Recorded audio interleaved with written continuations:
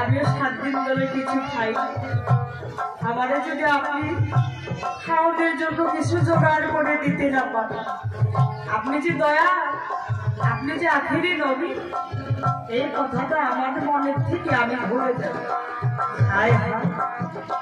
আমার যে রাসূল নিজের সামান্য উম্মতের সামান্য কষ্ট সহ্য করতে পারে, বলতেছে তুমি আমার সঙ্গে পৃথিবীর কেউ যদি আমার দুঃখ না বলে, আমার মা ফাতিমা মুখ দেখলেই বুঝতে পারে। সাহাবাকে সঙ্গে করেছে রওনা, দেখে রান্ধন বাড়ির চাল দিয়ে ধুমার দেবী বেলার কাছে গিয়ে কি করবো ঘটনা, মামা বলে ডাকলো আমার রাসূল দেওয়া মা। হাতে মা অনেক সময় ধরে মামা বলে ডাকে, যে ফাতিমা রাসূলের গন্ধ পেলে থাকতে পারে, অনেক সময় ধরে মামা বলে ডাকে। ফাতিমা সারা যায়। বাপেদের দরদি ছেলেরা যতই হোক, মেয়েরা বেশি বলতেছে ফাতিমা রে, আজকে আমার ডাকে সারা যায়। আল্লাহ গো, আমি দুনিয়ার মধ্যে দেখি এই দুনিয়ায় কাঙ্গাল হলে তবে কেউ ভালোবাসে না। আজকে আমার ছোট মেয়ে অনুজাত সন্তান ফাতিমা, সে আমার ডাকে সারা তো দেয় না।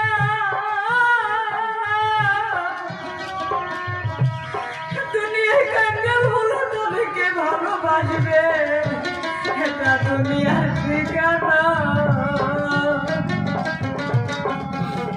আমার ফাতিমা বলতেছে বাবা গো, কাঙ্গাল হয়ে বিয়ে দিয়েছো কাঙ্গালের বাড়ি,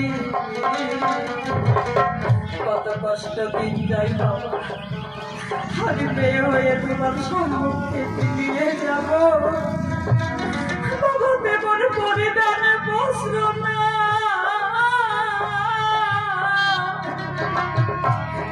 আমার রাসূল শিক্ষার দিয়ে মাথার থেকে পাগড়ি খুলে দেউরি বেলার উপর দিয়ে দিয়েছে ফাতিমা, এই পাগড়ি পরিধান করে মাই আমার কাছে তবে দেখে আমার দুঃখ থাকে না, যে কথা ফাতিমা সইতেও পারে না।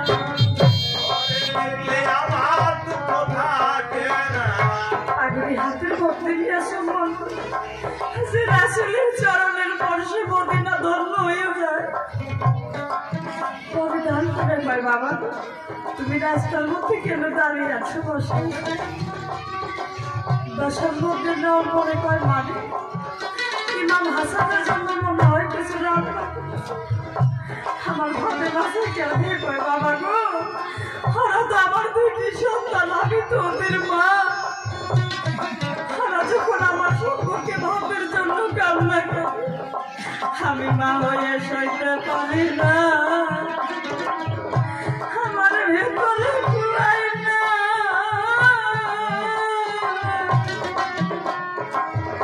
আমি ওদেরকে বললাম তোমরা একটু খেলা করে আসো, যখন রান্না হবে আমি তোমাদেরকে ডেকে দিব। আমি তো কোনো পাতিলের মধ্যে চাল দিই নাই, খালি আগুন দিয়ে জাল করি। আমার রাসূল কয় যে মেয়ে 7 দিন ধরে পাতিলে চাল দিতে পারে না, সেই মেয়ে কি আমার এই বান্দাকে কিছু দিতে পারে? রওনা দিয়েছে ফাতিমা, বলতেছে বাবা বাবা গো, তোমার মনের কথা তুমি আমার কাছে কইলা কও। পৃথিবীর কেউ যদি তোমার দুঃখ না বোঝে, আমি ফাতিমা বুঝি। ফাতিমা এই যে আমার সম্মুখে সাহাবা, ঘরে যদি আমি খাওয়ানোর জন্য কিছু দিতে না পারি, আমার বেলায় কোনোদিন দয়াল বলে ডাকবে। ফাতিমা শিক্ষার দিয়ে বলতেছে বাবা গো, এই উম্মতের ভালোবাসা এই ফাতিমার জীবন শেষ করে দিছি।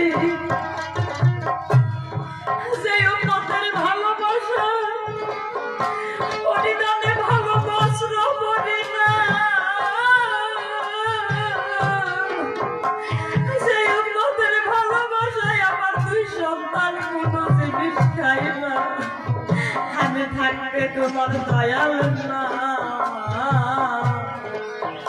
জীবনে ব্যথায় যাবে গো।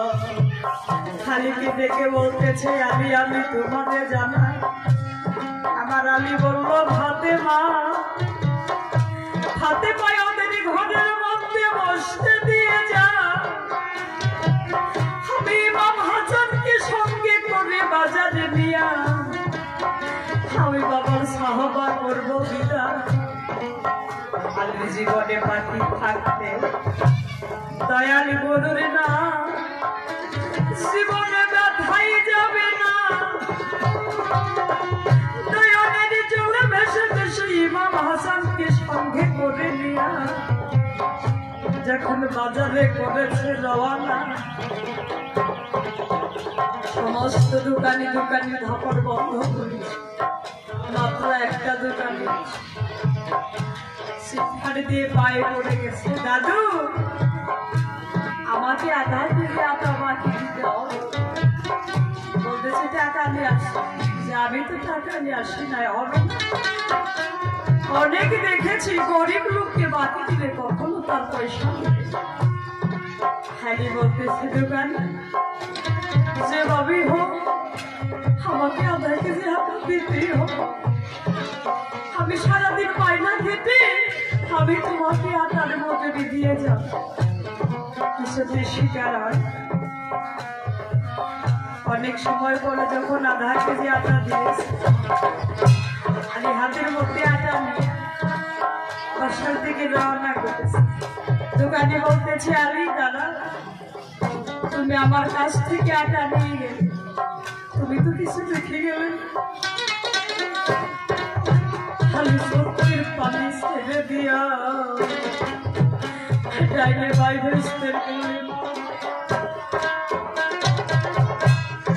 আমার কাছে তো আর কোনো জিনিস না। মনে হয় আমার হাতের হাতে আমি দেখতে ভালো আমার কোন জায়গায় হয়ে গেছে দয়া তোমার ওই সরণের দাসী হইয়া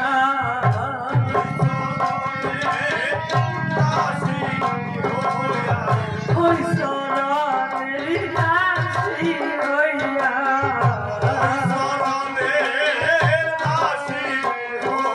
আলীর জীবন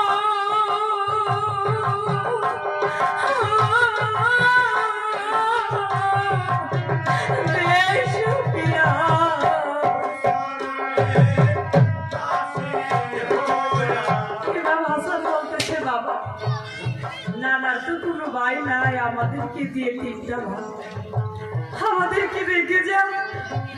সারাদিন মায়না খেতে তো আমাদেরকে ছাড়িয়ে নিয়ে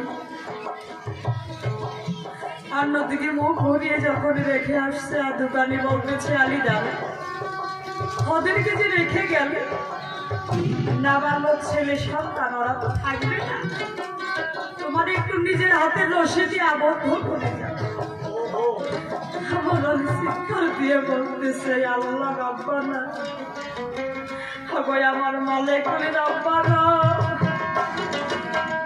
এই কথা শোনার আগে আলীর মৃত্যু হয় না কেন? আমি বেস্তের ফুল নয়নের মনে ইমাম হাসান কলিজার টুকরা কেমন করে আবদ্ধ করে রেখে। ইমাম হাসান বলতেছে বাবা কোনো চিন্তা করো নানার ভালোবাসায় যদি জীবন দিতে পারি সার্থকতা হবে আমি তোমায়। অন্যদিকে হাত রেখে রশি যে আবদ্ধ হাতিমার কাছে আটা কান্না করতে করতে পাহাড়ে খড়ি কাটতে গেছে। খড়ির মধ্যে খুব লাগে এক বোঝা খড়ি পাহাড়ের দিকে কেটে বাজারে বিক্রি করতে গেছে। সমস্ত খড়ি আল্লাহ খড়ি বিক্রি কইরা যায় হাড়ির খড়ির কথা কেউ জিজ্ঞেস করে। কাঁদতে কাঁদতে দোকানের কাছে এসে বলতেছে দোকানি। ইমাম হাসান কণ্ঠের আওয়াজ পেয়ে বলতেছে দাদা বাবার কণ্ঠের আওয়াজ যেটা কোন কালো মুরতে শোনা যায় বাবা বুঝি টাকা নিয়ে আসতে দোকানে কাপড় দাপাটাও সফইরা না জন্মের মতো বাবা ডাক দিয়া আমি বিদায় করে দিতে দোকানে দাবার গুছিয়ে দিয়েছি শিক্ষার দিয়ে বাবারে তুলিয়ে ধরেছে বাবা গো দোকানের ছেলে ফেলে চতুর্দিক দিয়ে ঘুরে ঘুরে বেড়ে হাতে খায় আমাদের দুই ভাইয়ের থেকে একটু লক্ষ্য করে আমি সহ্য করতে পারি ছোট ভাই হাসা যখন আমার মুখের দিকে তাকায় আমার ভিতরে কুলাই আমি সারা জীবন থাকবো তাতে কোনো অবৃত্ত নাই এই যে আমার ছোট ভাই হাসা আরে তুই যাইও না বাবা তুই যা